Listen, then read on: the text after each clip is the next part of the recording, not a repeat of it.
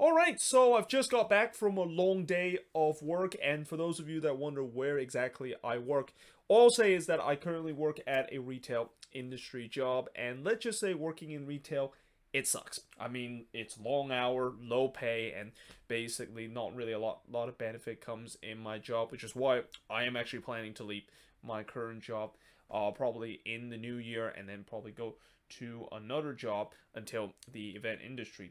does get back to normal, because I was actually planning to go into the event industry right after when I finished school, but there's that thing called COVID that kind of ruined that whole plan. So yeah, again, and I'm pretty sure there are maybe some people have asked me. In fact, I think I have had one person ask me about where I of course work, and now you guys know that I do work in the retail business, and it sucks. Now, what does not suck is what I'm about to talk about in this video, which is the 10 games that I am looking forward to in the 2022 MLS season. Because after yesterday, when the schedule is released, it gives me a chance to look at the full schedule, and I actually did my diligence to look at every single team in terms of how their schedule is going to look. And it's not easy to kind of come up with these 10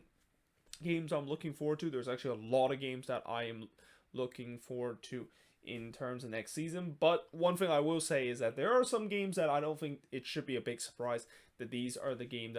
that I'm looking forward to, because I'm pretty sure you guys are also looking forward to these games too. And the first game I'll talk about that I am looking forward to, and this is in no particular order, is going to be Charlotte FC. And actually, let me just write the initial because I'm kind of lazy after a long day of work. But the first game that I'm looking forward to is the game between Charlotte FC versus the LA Galaxy. And there's no doubt that I think everybody is looking forward to this game, and especially if you're a Charlotte FC supporter, because this is the first ever home game for you at home. I mean, I could have easily gone with their first game against DC United, but anytime when you have an expansion team playing at home, I think or playing at home, and I know a lot of time expansion teams don't get their chances to play their first ever game at home, and in the case of Charlotte FC, it seems like that's going to be the case. But at least for their second game of the season, they will be playing at home for the very first time, and I've already heard that there is expected to be about 60,000 or even 70,000 fans that is going to be attending this game, and it could potentially break the attendance record for the most fans attending an MLS game. So yeah, I am very excited to see how the Queen City is going to bring their noise in this game. And when I mean Queen City, I mean the one in North Carolina. I'm not trying to diss UFC Cincinnati fans, but I'm pretty sure a lot of people, when they talk about the Queen City, they always mention Charlotte instead of maybe Cincinnati in the case of their fans. But again, this should be a very fun matchup to see, and again, I think a lot of the thing that I'm looking forward to is the atmosphere, and how I have a feeling Charlotte is their fans is going to embrace this team, and we're going to see that kind of hype level similar to what we saw last season with Austin FC. Now, the second game I'm looking forward to is Nashville SC versus the Philadelphia Union, and this game is going to be taking place in May 1st. And remember, since Nashville moved to the Western Conference, at least for this season, that is, they only get to play Eastern Conference team once, and that this is not just the rematch of the Eastern Conference semifinal match, where that was the game when Nashville would definitely not want to remember that one as the game that went to extra time, and they basically become only the second team ever to fail to convert a penalty in the playoffs. But what's important about this game is that this is actually the first ever game of Nashville playing in their brand new stadium, and whenever teams play at their brand new stadium for the very first time, that is always a game that I'm looking forward to. I cannot wait to see the brand new stadium that Nashville, of course, is going to open, and I'm pretty sure everybody is looking forward to, and especially Nashville fans, where I think there's going to be a lot of buzz in this one, and their fans visiting their brand new shiny stadium for the very first time. And it's also kind of extra special, as I mentioned, with this being the rematch of the Eastern Conference semifinal match, and I'm pretty sure Nashville would love to have some revenge alongside with them starting their first ever home game in their new building with a win. Now, the next team or the next game I'm going to looking forward to next year, is, of course, the Cali Clasico between the LA Galaxy versus the San Jose Earthquakes, and specifically, I'm looking forward to the one that is at Stanford Stadium. I mean, if I would have done this video every single year, this is definitely going to be on the list. I mean, you know me, I always enjoy the Cali Clasico at Stanford, and it's kind of unfortunate that last year we didn't quite had that last year, even though technically they could have had it last year, because I think by then MLS games started to go back to full capacity, and there could have been a chance that we could have had 50,000 strong at Stanford Stadium for the Cali Clasico. Though I don't blame the fact that the Quakes decided to play a little bit safe and instead just kind of had the game at PayPal Park, and I believe that's actually the first time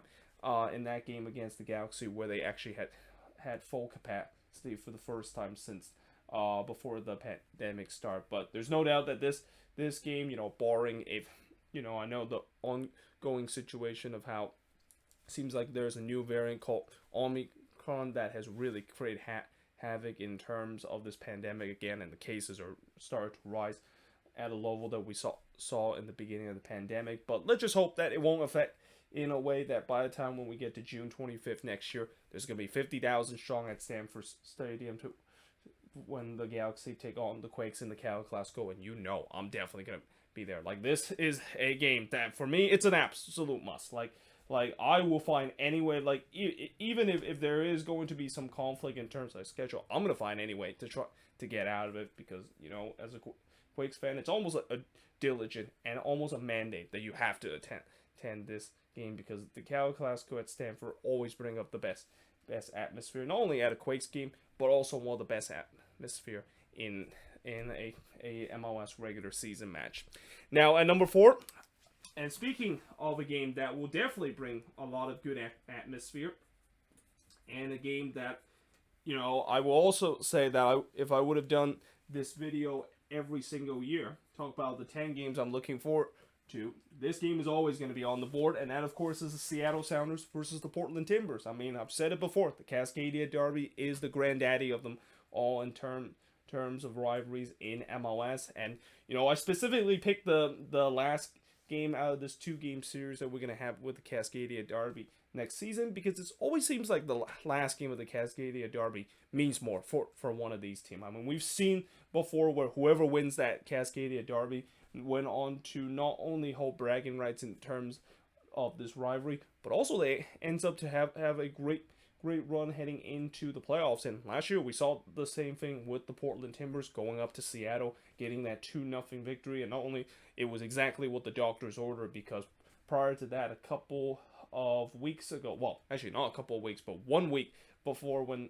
both of these teams play, the Timbers got absolutely destroyed by the Sounders in one of the most embarrassing Cascadia Derby display that the Timbers has had in a game that I'm pretty sure a Timbers fan would not want to remember. But in some way, it was kind of almost a blessing in disguise, because of the way that they get an important 2-0 victory, and that really kind of sparked their run in terms of getting into the playoffs, and ultimately we saw how they gone all the way to MLS Cup. And I know Timbers fans would definitely not want to kind of let me to shut me out at that point, because they don't want to still remember what happened in MLS Cup, especially the fact that it's not even a week old since MLS Cup is over. I'm pretty sure there is still some fresh wounds that Timbers fans are still dealing with after what happened on last Saturday. But nevertheless, this is a game that, as I said, whoever wins this, especially the last Cascadia Derby, there could be a good chance that we could be seeing that team going to MLS Cup, because after all, for the past 7 years, it's either Seattle or the Portland Timbers going to MLS Cup, and I know eventually that streak is going to come to an end, which is why I also made a video before talking about who is going to eventually end that streak of the dominance of the Sounders and the Timbers making MLS Cup and representing the Western Conference. But if this is not going to be the case next year, it's going to be one of those teams that's going to reach MLS Cup. But now, moving on to number 5, I'm going to say the New York Derby between NYCFC versus the New York Red Bulls. And specifically, I'm going to pick the first New York Derby, and I have a feeling, there's something that tells me that, well, actually, I'm not sure if this is the game that's going to be at Red Bull Arena, but if it isn't, I'll say that I'll probably just pick the one at Yankee Stadium, because I have a feeling that tifo is going to be something to do with NYCFC winning an MLS Cup, and pretty much just shove it to their hated rival, the Red Bulls, of the fact that, hey, we won an MLS Cup just 5 years in existence. How many cups have you win, the Red Bulls? I mean, that's going to be something that I this is why, not only it's a big victory that they had in that MLS Cup, but now they can of course get some bragging rights, and the fact that this is also why I think as much as I know Seattle fans were rejoiced the fact, well, actually, as much as Timbers fans were devastated at the fact that they lost that MLS Cup, Red Bulls fans are also devastated too, because they've been in the league since 1996 and were the original member of this league, and despite the fact that they have been regularly making the playoffs, and there's been times where they won supporters shield in their history, they've never won the MLS Cup. And now that team across the river has finally won their first MLS Cup, and it only took 5 years. Boy, oh boy, there's gonna be something that, this also is the reason why I think Red Bulls fan really wants to win this New York derby a little bit more, because at least they can still say that they do own the dominance of New York City with a derby win. Though that being said, I mean, even if the Red Bulls, of course, win this New York derby, I guess NYCFC fans will still have that defense of saying that we won an MLS Cup before you have, and you've been in the league since its inception in 1996. But now at number 6, and sticking with talk about NYCFC, we got the rematch of the Eastern Conference Final. That is another game that I'm looking forward to. And actually, I don't know why I wrote the full name of it. I was saying that I'm gonna be kind of lazy and just put like the initial. And yeah, it's gonna be the rematch between the Philadelphia Union versus NYCFC, and specifically the date is going to be 3/19 as the first meeting on the rematch of the Eastern Conference Final. And I might as well just also put number 7 in the other conference final rematch that we're going to see, which is between the Portland Timbers versus RSL, and that's going to be on April 23rd. And again, anytime when there's a rematch of a conference final in the regular season, there's definitely going to be some interesting thing to see, and there's definitely going to be that extra motivation for the losing team to maybe get some revenge. But that doesn't always tends to work that way, because we saw last year in the first ever game in the MLS, or in the brand new MLS season. Well, technically it wasn't the first game, but it was like the opening night of the 2021 MLS season, when the Seattle Sounders take on Minnesota, and how the Loons were thinking about getting that revenge, and it seems like they could with the way that they have a very strong squad against a Sounders team that wasn't really at their best, and yeah, they got absolutely destroyed in that game, and there was no revenge in that. So we'll see if that's going to be changing, especially for the Union. They definitely want to avenge after that tough loss that they suffered to NYCFC. And the same case for RSL too, that they know that last year the Timbers basically owned them, with them winning 4 times against them in the regular season, and they gotta also show that you of course won 4 times against us, but it's now time to return the favor and have the table turn, and maybe finally get a win in this rematch of the Western Conference Final. But now moving on to number 8, and this is another matchup that happened in the playoffs that I can't wait to see playing out in the regular season, and that of course is the Philadelphia Union versus the New York Red Bulls. So I think if you ask Red Bulls fans in terms of rivalry sake, they obviously will say NYCFC is still their biggest rival because of what happened in MLS Cup. But there could be a discussion that maybe Red Bulls fans are starting to say that Philly is maybe our stronger rival than DC United is. I mean, I know DC United historically has been the rival for the New York Red Bulls in the Atlantic Cup. Obviously should never be forgotten, but with the way that these last couple of years with the Red Bulls playing against the Union, and especially them meeting in the playoffs regularly, there's started to become some hatred in terms of that. And not to mention last year they didn't meet in the playoffs, and the Red Bulls came so close of upsetting the Union, but unfortunately lost to a Jacob Lesnes goal. Also, you know that that's still fresh in their minds, and they definitely want some revenge in that one too. So yeah, this should be a game that I think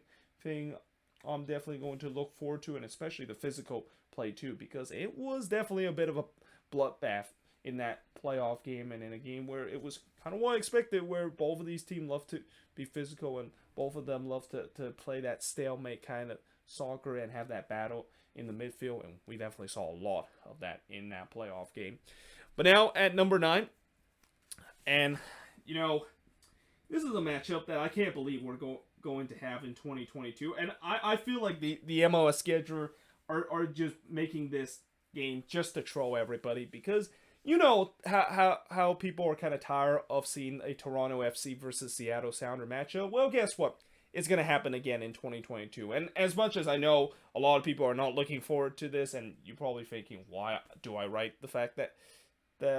we should be why I should be looking forward to? Exactly. It's kind of like you know, I don't know how to explain it other than the fact that, you know, it's something that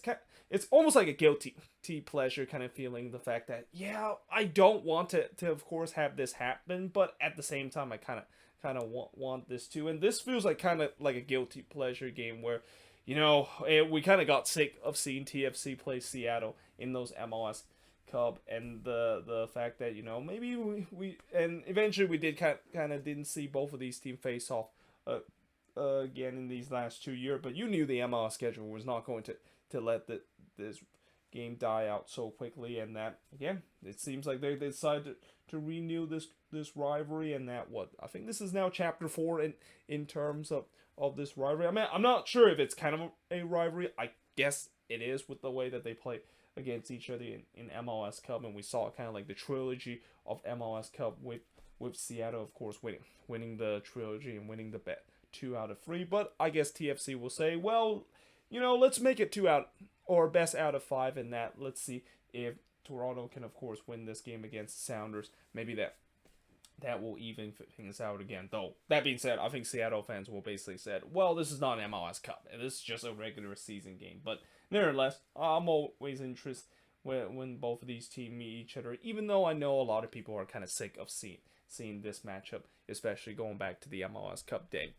Now, speaking of the Seattle Sounders, they're another team. They're also featured in the next game that I'm looking forward to. Actually,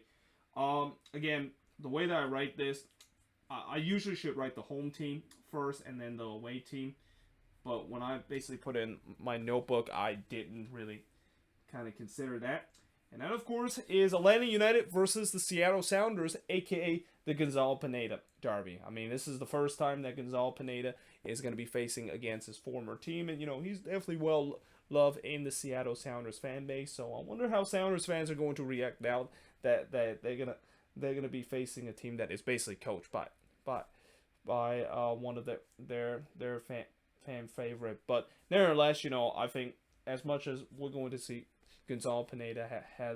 has some happy feeling with his former team, and maybe in the pregame he'll definitely say hi and maybe give some hugs in terms of those Sounders player, and maybe even with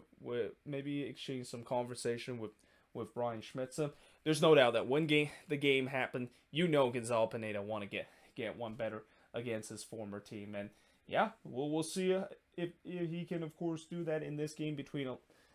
Atlanta United versus the Seattle Sounders. And again, I didn't really write this very well. It doesn't happen in August 8th. It's actually August 6th. That's the match that is going to happen. But yeah, that is pretty much my 10 games that I'm looking forward to in terms of this upcoming season. Before, of course, I of course do my usual outro, talk about if you guys agree with this list, or if there's any games that you think that I should be looking forward to, or you're looking forward to that it's not on the board. Let me know in the comments below. I'll just quickly mention the honorable mention